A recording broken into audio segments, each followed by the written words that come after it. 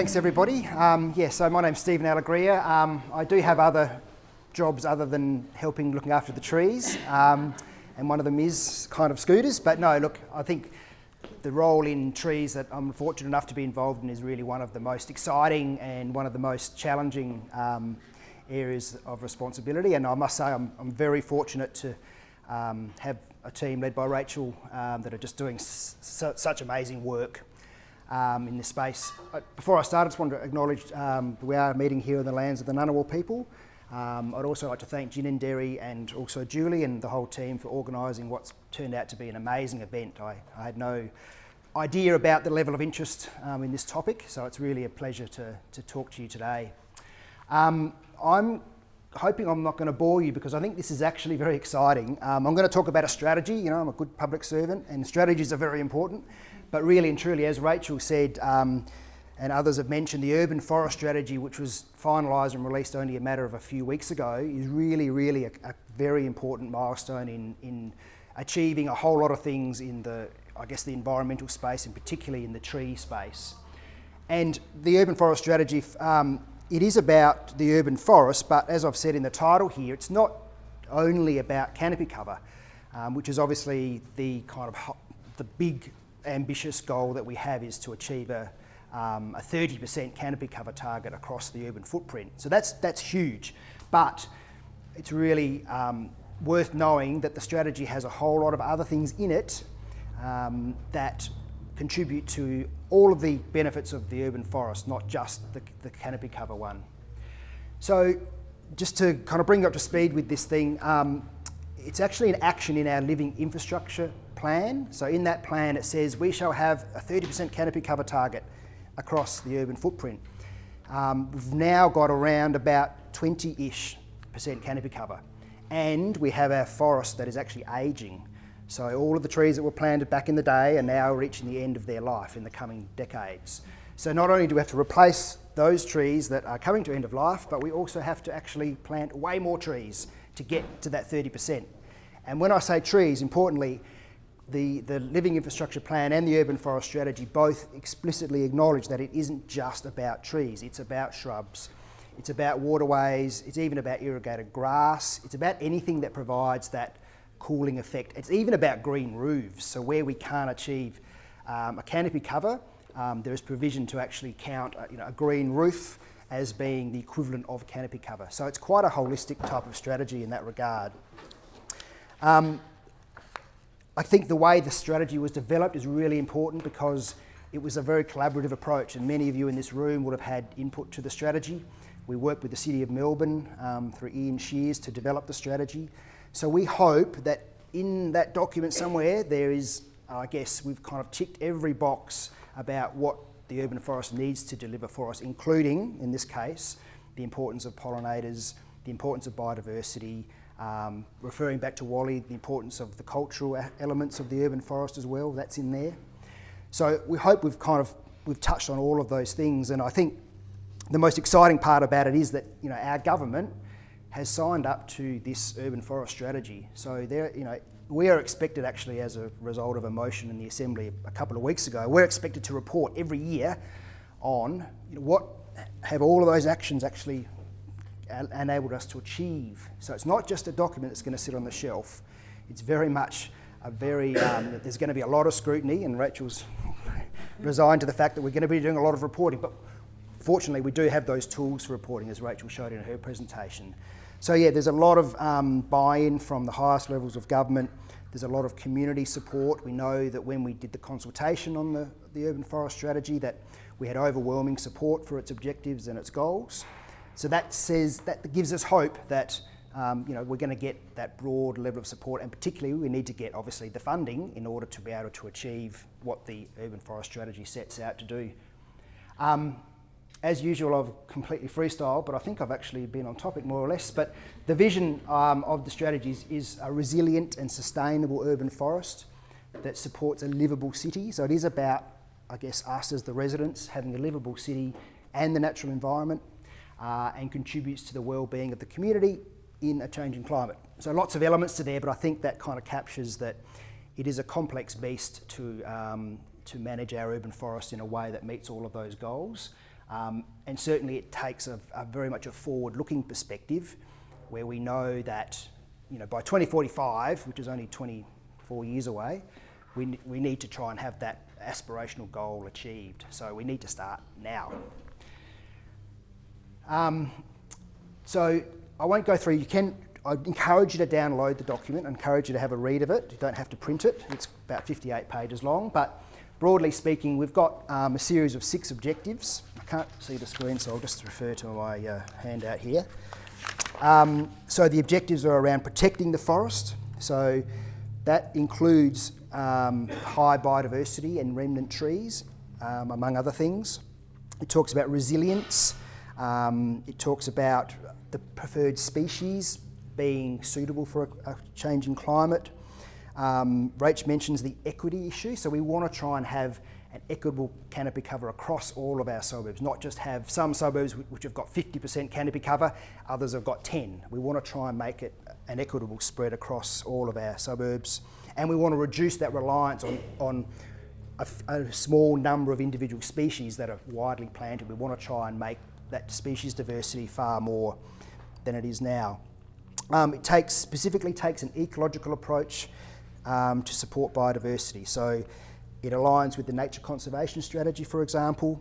It talks about wildlife corridors, it talks about foraging opportunities, and it talks about reusing all of the timber and the byproduct that we generate every day through our maintenance activities in a way that contributes back to conservation. So that's a really critical one, because with a forest of 770,000 trees, there's a lot of stuff coming out of that forest through our maintenance activities, and there's a great opportunity to do more with that. And we already provide hundreds and hundreds of barrels into nature conservation areas for habitat, for example, but there's a lot more scope to do that kind of work.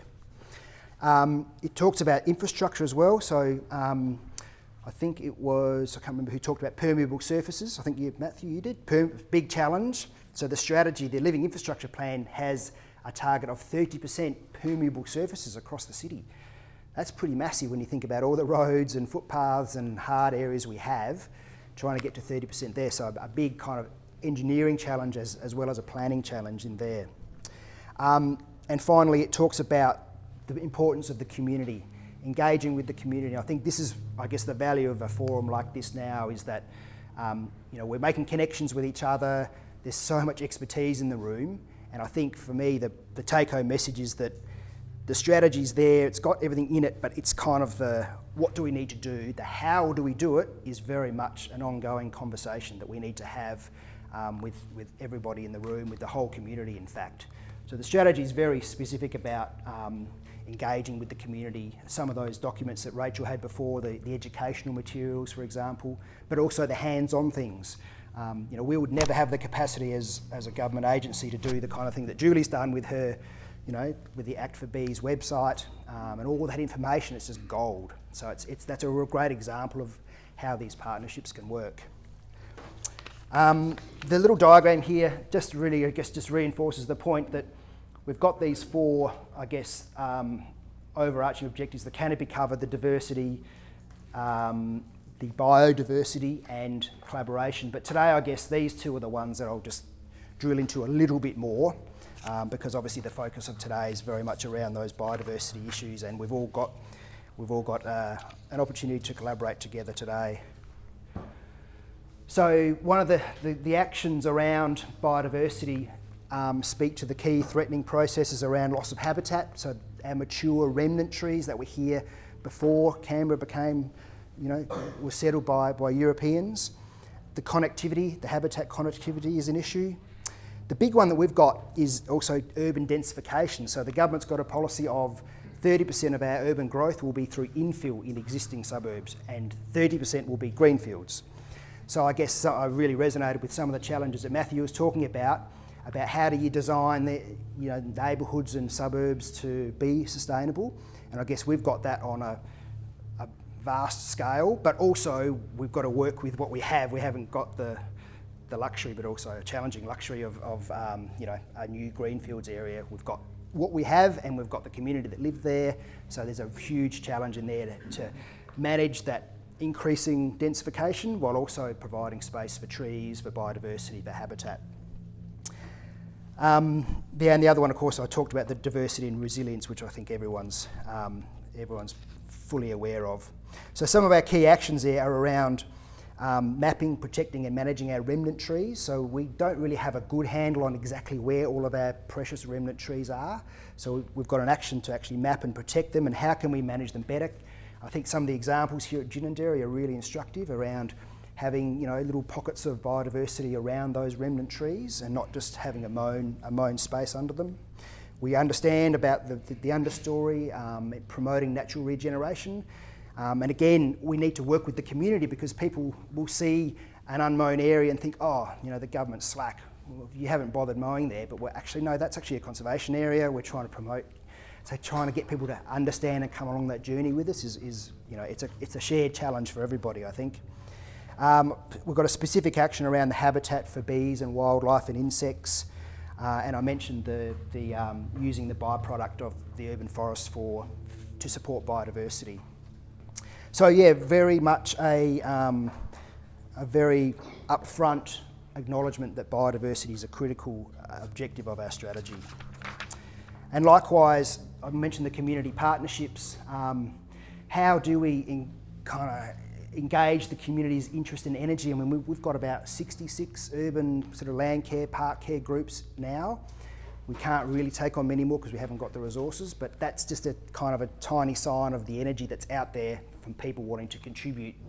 And how can we expand the citizen science? I mean, we've had, for example, we've had our Jobs for Canberrans recruits running around with mobile devices mapping, ground truthing potential planting sites for trees. And so we've been able to train them. They've got no background in trees. They're getting paid, but I guess that's an example of where community people could easily do that, and we could provide that opportunity. Community people could help us audit and assess the health of individual trees across the entire city if we had, you know, that capability to engage with them. So citizen science is a huge potential help that not only engages the community but also, you know, gives us the tools and the information we need to guide our planting programs. I think that individual and collective responsibility one's a really great, really interesting one as well, where, you know, Rach mentioned that sometimes people don't want a tree because, oh, it's going to drop leaves or whatever, you know, and we've got to try and educate them that there is a value to a tree and that they have a, you know, I guess it's about the community as much as it is about an individual person to take responsibility and say, yep, I'm happy to have a tree on my nature strip, or I'm happy to, you know, do some extra work in my garden, whatever it may be. I think that sense of community and shared responsibility is really important. And I was actually fascinated to hear, Matthew, I did get to ask you, but the fact that you're providing people with their front yards, I think that's just a really interesting concept, because it probably costs, you know, bugger all, excuse the French, in terms of the overall cost of a building, but actually providing something to someone so they're not going to put the fake grass in and they're not going to put the gravel in. It's a really interesting way of encouraging that sense of responsibility.